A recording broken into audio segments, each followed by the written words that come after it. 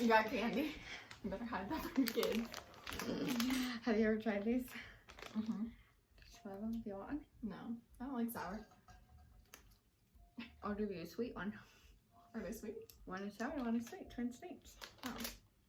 I didn't know that's how that worked. So they Sour, like sour sweet. No, I hate Sour Patch Kids. How are we friends? It's a sign. Yeah.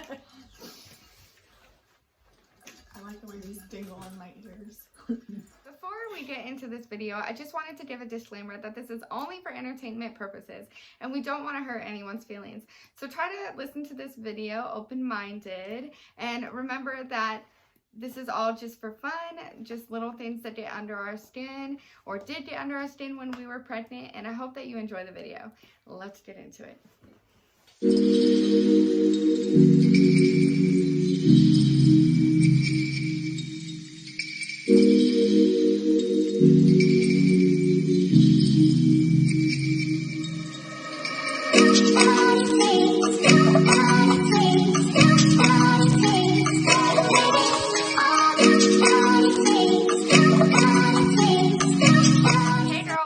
Welcome back to our channel. My name is Callan. I'm Elena. And we are best friends, we're moms, and sometimes we're a little bit of a hot mess. So if you can relate to that, definitely stick around, hit the subscribe button, and like this video. So as you guys know, or if you don't, if you're new here, hello, me and Elena are best friends. And I think one of the best things that I have in a friend with Elena is that I can talk to her about anything and she can talk to me about anything. Sometimes we like to vent.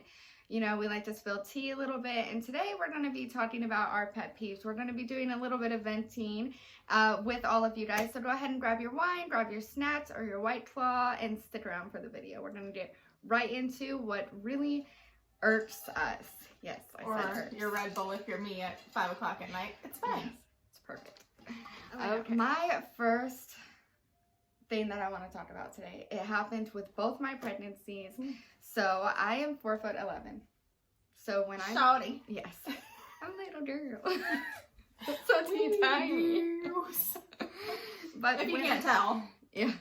When I'm pregnant though, my belly, I start to show a little sooner, and my belly just sticks all the way out. I probably get the to. only way you know how you can grow. Yeah, there's no, it's exactly, thank you. So it's hard to talk to you about this because you're like, yeah, what's wrong? You grow, you're having a baby. But to some people, Elena, it doesn't click for them. So right around like 27, 28 weeks is where I just explode. And I'm a whale for the rest of my pregnancy. It's okay. It is what it is. It happened for both pregnancies. But before that, I do have a little cute bump, but I only have that little window of like 6 or 7 weeks with like a cute little bump.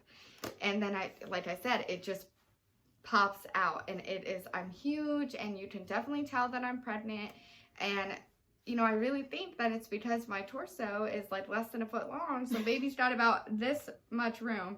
So I get bigger. And my belly is real elongated, you know how people have like just their torso is the belly? Mm-hmm. My belly is like kind of long, you know what I mean? Yeah. Like it goes all the way down to like my panty line, just up here and then all the way down. Yeah. And a lot of comments that I would get when I was pregnant is, oh my God, you're huge. And it's like, that's rude. I'm growing a whole baby. Yeah, thanks. Like if I wasn't pregnant, would that be appropriate? That? I mean, I guess some people would say that, but that's so mean. You can't just, somebody walks into a room and you're like, oh my God, you're gigantic. But it would hurt my feelings. Yeah. It sucks. And then not only that, but when you're pregnant, your body is going through a lot of changes in a short period of time. Yeah. So you're like, oh man, especially for my second pregnancy, I was like, man, what is this baby gonna do to me? Like I already looked like this after the first baby. What am I gonna look like after my second baby? And you know, carrying a baby is a blessing and it's a miracle and it's great. But there's a little bit of part of you that's like, oh man, like look at me. Yeah. But to be out in public and people act like I have 4 noses, it's hurtful. It's like, well, damn, that's rude. It's so rude. I hated that. Oh my God. See, I had the opposite problem and I equally hated it. With my first, I had a whole lot of morning sickness. So I actually lost weight when I was pregnant with her. Oh, that's nice. hurt. In the end, it was worth it, but at the time, I just wanted to eat. Yeah. Oh, yeah. And I actually worked in the maternity ward when I was pregnant, and I worked up until my due date. And I would constantly get moms that had just had their baby argue with me, like, "Oh, there's no way. You're so tiny. There's no way you're due next week." And for me, it hurt. I'm like, what am I doing wrong? Like, you're not doing anything wrong. Everybody carries their baby differently. You carried them small. I carried them looking huge. It's fine. You were an ant while pregnant. I was a whale while pregnant. It's fine. Far from an ant. We had healthy babies. Yes. Why do people say that? And then for first-time moms, so Yes. that was your pregnancy with Ava. So you must have been thinking like, oh gosh, like what if there is something wrong? What if she's not growing ahead and that's why I look so little? She's missing something. She's got to be missing something. Oh my Yeah. God, that is awful. Why do they say that then? Don't comment on a pregnant woman's weight. Yeah. Just Don't be that person. don't comment on her size. And say, Anything- wow, you look healthy. You look. You look like you ain't missing no beats.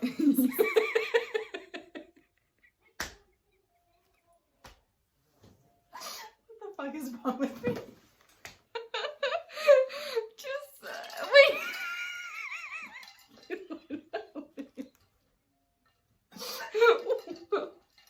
What a change of thing.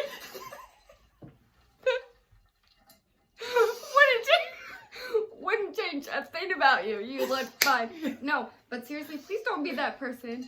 Please don't be that person. Please do not be that person. Even if you mean it in a loving way, it comes across as really rude. And you're dealing with a pregnant person. So let's not forget about this. We're All pregnant. hormones. So yeah, we're pregnant, so we're emotional. So you might not mean it in a mean way, but it's taken a little bit offensive. I mean, you're talking to two people who were smaller in her pregnancy and she didn't like the comments. I was bigger in my pregnancy. I didn't appreciate the comments. So just don't, anything except for you look beautiful. Yeah. You're glowing. You're doing great. Yeah. That's always my go-to. Yeah, you're doing great. Just try not to be that person, please. It's just, oh God. So many other things that can be said, and even if you don't mean it in an offensive way, just steer from it, because pregnant women are not nice. Yeah, it's probably our fault. Never mind. Continue Right. saying that I look huge. We're just sensitive. It's fine. All right. So our second thing that irritates us a little bit is when you're venting to someone or even like posting on Facebook just to vent, because it is hard being a parent, especially when you have defiant children who think they know everything. And you just want to get all your feelings out, because sometimes that helps. Get someone to come along, whoever you're venting to, or someone post on Facebook. Have you tried putting her in timeout? Yeah, I hate that. I promise you, that's the first thing we try. I know. I promise you. I promise. It is the first thing Yes. any parent tries, because Oh no my one wants to go God. directly to spanking. Right. No. I promise you, if Timeout's you not ever... Just Not let with me our tell you. kids. Not, See, when you send a child to timeout, this is going on a whole nother thing. That's okay. But when you send a child to timeout, it's for them to take a moment, take a breather, figure out what they're doing wrong, and come back with a new attitude and an acceptable attitude. And when they don't come back with that new fresh attitude and they come back worse or just the same, you know that timeout did not do anything. And it could be you could try the corner instead of the chair, or the room instead of the corner. You could try 4 minutes instead of 3 minutes. Sometimes timeouts don't work. And it's like, it just seems like when people say, oh, did you try timeout, or did you take his toys away, or anything like that, it's like, if I'm coming to Facebook about it, trust and believe, I feel like I've exhausted all of my things that I could try. And you coming to me acting like you've got this new, great, and innovative way that's gonna straighten my kid out, and you come up with timeout, it's like, Susie, really? Like, offer me some boarding schools or something. Tell me where I can ship them to, because Yes. nothing else works. Yes, and it's like, we want to hear feedback. I think when moms say stuff like that on Facebook, I think they need a little bit of, just understanding. Don't sit here and act like you could parent my kid better than I am, because I'm trying my hardest every day.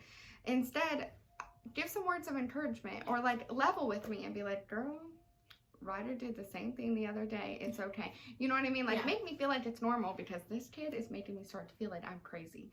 And so if you just make me feel like it's normal, that, you know, that would be fine. So my third pet peeve that I got a lot pregnant in with my second was people would ask me, oh, is this your first baby? And then I would say, no, it's my second. And they would ask what gender the first baby was. I would say a boy. And then when they would ask, and what do you have carrying? And I would say a boy. They would be like, oh, that's okay. Or, I know. Yeah. That's great. Yeah, right.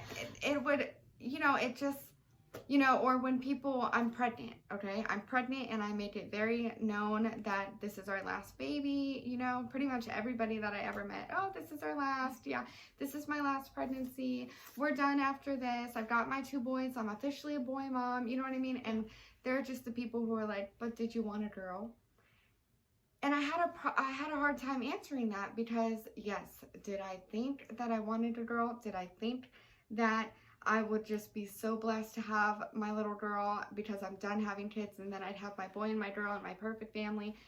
A boy and girl is not, both genders is not always the perfect family. And I wanted a baby, and I got that baby, and it's okay that it wasn't a girl. The second that I realized and found out that I was gonna officially be a boy mom, and officially I'm having 2 boys, I never went to the girl section in Target again. I'm telling you, I never. Well, you probably reacted a lot better than I did then. No, I never, literally never went and took a gander over to the girls section. I never looked at another bow.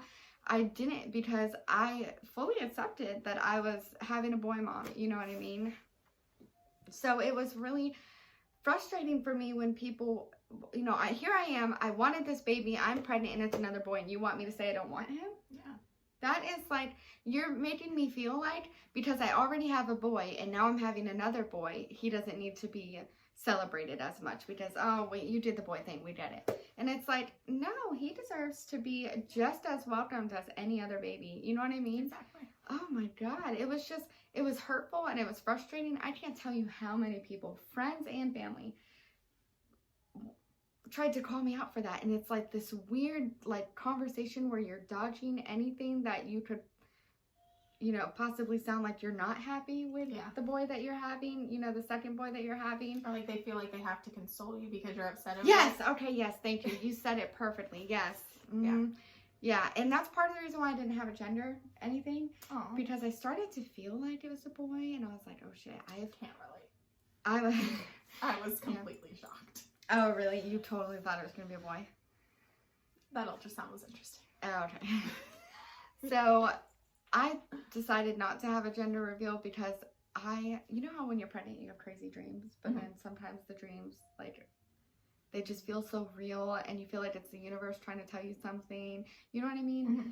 Well, I had several dreams, like 3 nights in a row, that I had this big baby reveal party, and, you know, because they're cute and they're fun and I wanted to do it, but in every one that balloon would pop blue and people would go, oh, a crowd of people. Yeah. And I was like, oh no, that's, I don't want to do that. You know, yeah. Mm-mm. I was like, nope, we're not doing it. We're just going to find out, just me and you. And, you know, I was a little nervous. I was like, how am I going to feel if it is a boy? You know what I mean? And there was like, maybe like half a minute where I was like, oh, okay. You know, I won't have a girl. Yeah. Okay. All right. It takes you by surprise, especially, I was in the opposite mindset. I fully believed that I was having a boy. My pregnancies were very, very different. Mm-hmm.